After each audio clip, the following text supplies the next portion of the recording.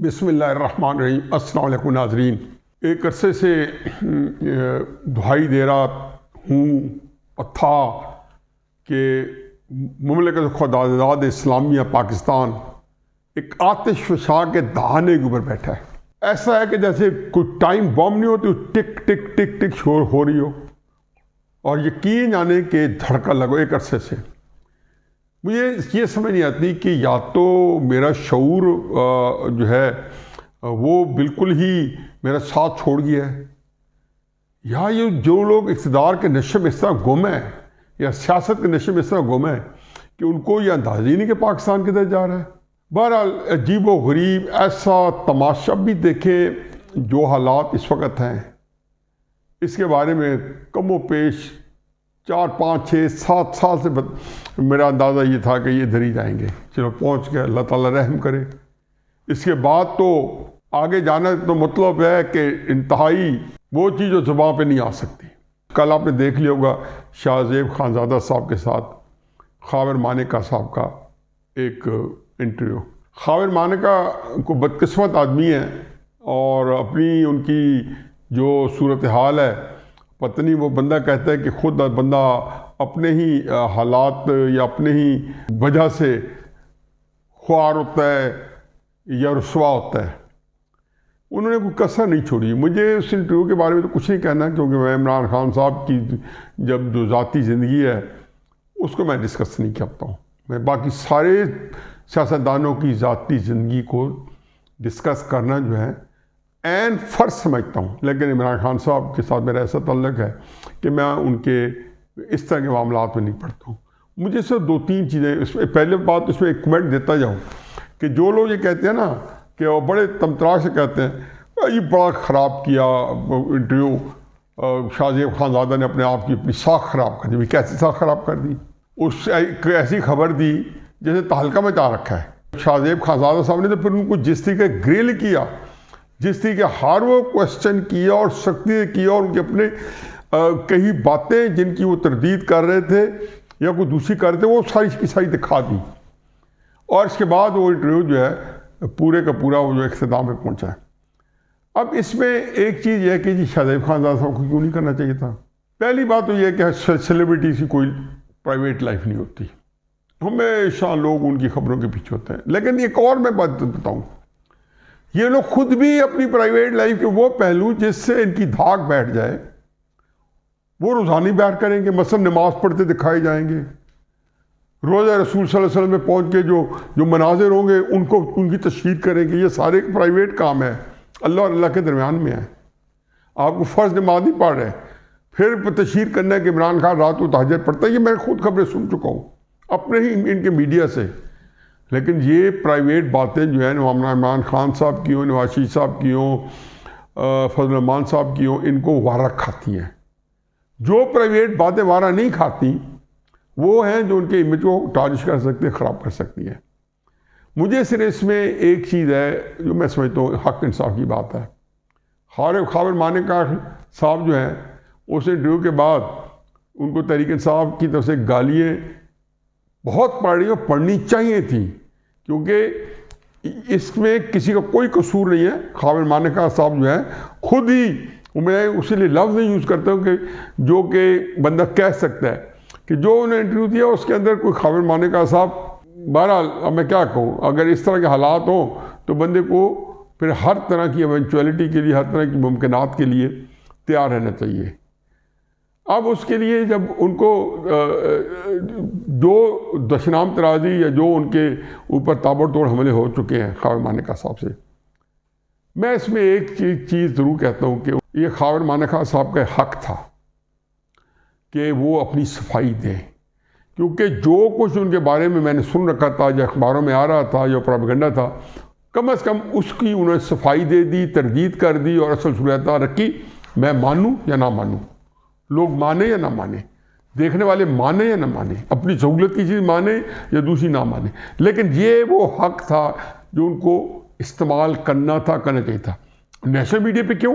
کیونکہ ان کے ذات ہے یا ان کے کریکٹر کی جو اسیسینیشن ہے یا ان کی جو کردار کشی ہے یا ان کے کردار کی دھجیاں اڑائی جا رہی تھی مسلم نون والوں کی طرف سے، پیپلز پارٹی کی طرف سے یا کہ دوسرے جو عمران مخالف قوتیں تھیں، یہ پچھلے 5-6 سال انہوں نے اس کی، میرا خیال ہے کہ ان کی زندگی نہیں چھوڑی تھی، اور ہر جگہ کہا جاتا تھا کہ جیسے بشرا بی بی کے بچے دندناتے پھر رہے ہیں، اور خاور مانکا صاحب جو ہے وہ بھی ان بندوں میں سے شامل ہیں، احسن جمیل گجر کی طرح یا فرح گوئی کی طرح، جو بیہائنڈ دا سین حکومت کو چلا رہے ہیں۔ بہرحال میرا خیال ہے یہ ان کا حق بنتا تھا، اور صفائی دے دی۔ میڈیا کے اندر ان کا ٹرائل ہو رہا تھا، میڈیا کے اندر انہوں نے جواب دے دیا۔ خزادہ صاحب کو ذرا برابر بلیم نہیں آتا، کیونکہ بندہ جو ہے انہوں نے اس طرح کے انٹرویو بے شمار لوگوں کے ساتھ کر چکے ہیں، اور ان میں انہوں نے لوگوں کو اس سے کوئی زیادہ داد نہیں وصول کی، بلکہ لوگوں نے ان کو زد و کو بھی کیا۔ لیکن یہ میرا خیال ہے کہ وہ ایک جو پروگرام ہے اس میں انہوں نے بڑا سوچ سمجھ کے کیا ہوگا، کیونکہ کوئی شاید اور اس طرح کا پروگرام ہو تو وہ نہ کرتے، لیکن یہ اس کی نوعیت بالکل مختلف تھی۔ باقی جو ہے پشاور ہائی کورٹ نے آج جو تحریک انصاف والوں کی ایک پٹیشن دی کہ ان کو جلسے کرنے کی اجازت نہیں دی جا رہی، تو اس سلسلے میں انہوں نے کچھ نوٹس لیے ہیں۔ ساتھ اسلام آباد ہائی کورٹ نے سائفر کیس کے جیل ٹرائل کو کالعدم قرار دے دیا ہے، ٹرائل کو نہیں، جیل کے اندر ٹرائل کو کالعدم قرار دے دیا ہے۔ اب یہ دو چیزیں جو ہے مجھے ان کے تو اتنی کوئی جزویات میں نہیں ڈالنا، لیکن میں چونکہ انتخاب کے اندر الیکشن میں دلچسپی مجھے، تو میرا خیال ہے کہ اس کے تناظر میں دیکھتا ہوں۔ دیکھیں جی، صورتحال یہ ہے کہ اصل جو کچھ ہو رہا ہے عدالتوں میں، اس کی جو پہلی جو ہے ایک ترجیح کہہ لیں یا ضرورت کہہ لیں، وہ یہ ہے کہ 8 فروری کو الیکشنز کا اناؤنس ہو چکا ہے، اس سے پہلے تحریک انصاف کا 3 چیک کرنا۔ اب عدالتیں فرضیہ کہہ دیں کہ تحریک انصاف کو تنگ نہ کرو، اور تنگ کرنے والے لوگ جو ہیں وہ کرتے رہیں، تو آپ کیا بگاڑ لیں گے؟ وہ تو بالکل ناممکن سی بات ہے۔ مطلب وہ کیا بگاڑ لیں گے؟ آپ کچھ نہیں بگاڑ سکتے۔ وہ اپنے عزم صمیم، اپنی دھن، اپنی ایک چیز میں بالکل ایک یکسو ہیں۔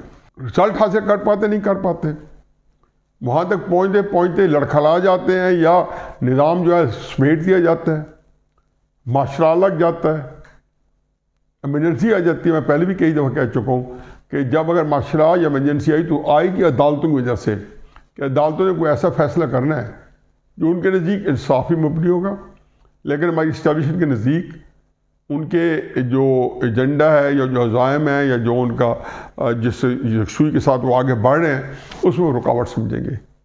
اور عمران خان صاحب کے بارے میں جو بندہ ان کے بعد تھوڑی سی حمایت کرتا ہے، وہ اس کو ملک دشمن تصور کرتے ہیں، ہماری ان کا اپنا پرسپشن ہے۔ لیکن بات یہ کہ تحریک انصاف کو یہ بات اچھی طرح معلوم ہو جانی چاہیے تھی کہ یہ الیکشن 2023 جو کہ 2024 میں ہو رہا ہے، یہ ان کا الیکشن بنتا نہیں تھا، اور اس کی وجہ یہ ہے کہ ہمارے پیچھے ایک ہسٹری ہے۔ ہم نے دیکھا کہ 2002 میں نواز شریف اور بے نظیر کو کس طرح لڑنے دیا گیا۔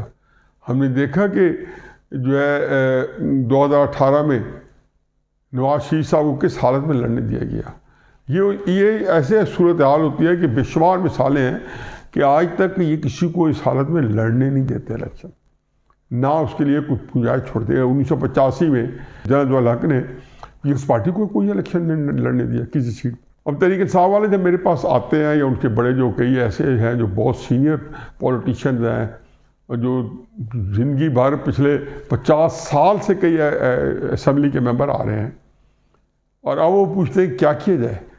وہاں اب دو صورتیں ہیں، پبلک کے اندر جو ووٹرز ہے اس کی چونکہ ٹلٹ وہ دیکھتے ہیں تحریک انصاف کی طرف ہے، تو وہ بھی گھبراتے ہیں۔ پہلے شہر کا فنامنا تھا، اب دیہاتوں کو بھی یہی صورتحال ہے کہ وہاں پہ ایک عام ووٹرز کا پریشر ان پہ ہے۔ اوپر سے اسٹیبلشمنٹ نے ان کے لیے 2 ہی راستے رکھے ہوئے ہیں کہ مائی وے اور ہائی وے، یا آپ ہمارے راستے پہ چلیں گے، یا آپ جیل میں جائیں گے، یا آپ بھگوڑے بنے رہیں فرضی۔ کئی لوگ توبہ طائب ہو کے واپس آ رہے ہیں، اور میاں والی کے ہمارے امجد نیازی صاحب وہ بھی فی الحال تو اپنے آپ کو قانون کے حوالے کیا ہے، لیکن یہ ملی بھگت ہی ہے، کیونکہ پس جو ہے منظر میں ضرور کوئی نہ کوئی ان کی آپس میں بات چیت چل چکی ہوگی، اور بے شمار ہیں جو آپ آئے دن دیکھتے رہتے ہو۔ میں ان سے سارے جو میرے پاس آتے ہیں جتنے ہیں سینئر سیاستدان، میں انہیں کہہ رہا ہوں، میں نے ان سے پوچھتا ہوں کہ آپ فرض کیا تحریک انصاف کو اجازت دے دیں، تو آپ تحریک انصاف کے ٹکٹ پہ جو آپ لڑنا چاہتے ہیں دل کی گہرائیوں سے لڑیں گے، آگے تو چپ کر جاتے ہیں. وہ کہتے ہیں تحریک انصاف کا ٹکٹ لے لیا تو پھر ہمیں تو بہت تنگ کیا جائے گا. وہ کہتے ہیں نا کہ جس کو اپنی جان عزیز ہو یا اپنی شان عزیز ہو تو تیری گلی میں جائے کیوں. تو بہرحال یہ صورتحال ہے کہ 8 فروری سے پہلے تحریک انصاف کو نہ جلسے کرنے کی اجازت دی جائے گی، نہ جلوس کرنے کی اجازت دی جائے گی. میرا مطلب اس سے کام تو چل جائے گا، چلتا بھی رہے، لیکن چونکہ آج کل کے زمینی حقائق جو ہے بہت مختلف ہیں. میرے خیال میں جو پچھلے 3 مارشل لگے تھے بڑے والے، شاہی جنرل یحییٰ خان کے بادشاہ کو ایک طرف رکھیں، ایوب خان کا یا الگ صاحب کا یا مشرف صاحب کا، تو وہاں کئی ریزنز تھی کہ سپیس تھی. چنانچہ ان کو ایک شیلف لائف مل گئی تھی 8-10 سال کی. یہ 7-8-9 سال کی ہی شیلف لائف ملتی ہے، اس کے بعد ایکسپائری ڈیٹ آ جاتی ہے. میرا اپنا خیال ہے کہ شاید ان کو وہ نہ مل سکے کیونکہ پاکستان کے 24 کروڑ 60 لاکھ ووٹرز جو ہیں وہ کدھر جائیں گے. اب آپ نے الیکشن بھی کرا لیا، الیکشن تک پہنچا بھی دیا، جب اس صورتحال پہنچائیں گے تو پھر تو کوئی زیادہ مشکل پیش نہیں آئے گی. مسلم نون کے پیرنٹس کے جیتنے کے چانسز یا ان کو جتوانے کے چانسز بہت موجود ہیں. اسی طریقے سے باقی پارٹیوں کے کبھی حصہ وقت دوسرا موجود ہے. کچھ پارٹیوں کو شاید تھوڑا سا کلپ ڈاؤن کیا جائے، جیسے پیپلز پارٹی ہے، اس دفعہ دیکھیں گے کہ وہ تھوڑی سی متاثر ہوگی اور شور بھی مچائے گی اور بالآخر تحریک انصاف کے ساتھ مل کے ایک کیمپین بھی چلائے گی. لیکن اگر ان کو پیچھے سے سکرو ٹائٹ کر دیا گیا جیسا کہ ہمیشہ کر دیا جاتا ہے تو زرداری صاحب جو ہیں وہ تھوڑا سا تابعداری کرنے کے بھی ان کو اچھے ہنر گراتا ہے. اور اگر اس طرح ہو گیا تو پھر تو ٹھیک ہے، آ جائے گی حکومت، اور پھر جب سیاسی حکومت قائم ہوئے گی تو آیا پھر عدالتی نظام اور یہ سارا نظام اسی ڈگر پہ چلایا جا سکے گا. جنرل باجوہ نے تو چلا لیا تھا جنرل فیض احمد کے تھرو. جنرل عاصم منیر صاحب بھی اس کو پروٹیکٹ کریں گے جس طرح جب باجوہ نے عمران خان صاحب کی حکومت کو پروٹیکٹ کیا تھا، اور پاپولر سپورٹ کو وہ دبا جائیں گے مختلف ہتھ کنڈے استعمال کر کے، اور عدالتوں کو اپنے حق میں استعمال کریں گے. مجھے ان ساری مدوں میں اس دفعہ مشکلات نظر آتی ہیں، لیکن ساتھ میرا جو وہم ہمیشہ ہے، جو میں اکثر کہتا ہوں کہ یہ حالات 2-3-4 ہفتے میں کہیں اتنے نہ بگڑ جائیں کہ الیکشن ملتوی نہ کرنے پڑ جائیں. یہی بات پشاور ہائی کورٹ کے جج صاحب نے کہی ہے کہ آپ اگر حالات اتنے خراب ہیں اور اتنی صورتحال دگردوں ہیں تو پھر آپ الیکشن ہی ملتوی کر دیں اور الیکشن نہ کریں، ایمرجنسی ڈکلیئر کریں، یا اس طرح کی کوئی بات کی. مجھے پوری طرح بات مجھے یاد نہیں ہے، لیکن ان کا یہ تھا کہ پھر تو الیکشن ہی کرانے ناممکن ہے. تو بہرحال یہ وہ صورتحال ہے کہ جس کے کوئی واضح طور پہ نہ میں کوئی بات کر پا رہا ہوں نہ پتہ چل رہا ہے. اتنا میں ضرور کہتا ہوں، آنے والا ہر دن پاکستان کو بد سے بدتر اور ابتر جو صورتحال ہے یہ کس بلندی کو چھونے والی ہے، یہ جو ہے بہت تکلیف دہ صورتحال ہے. میرا اپنا خیال یہ ہے اس طریقے سے حالات قابو میں نہ رہیں یا مرضی کے مطابق نہ چلیں جس طریقے سے ہر کوئی چاہتا ہے کہ شاید اس طریقے سے چل کے وہ اپنی مرضی کے نتائج لے سکیں گے. میرا اس پہ پوری اس کے بارے میں تحفظات ہیں، ریزرویشن ہے. باقی دم مست کے اندر کچھ ایڈ کرنے کو نہیں ہے، کچھ کہنے کو نہیں ہے. وہ مال ہے نہ البلاغ.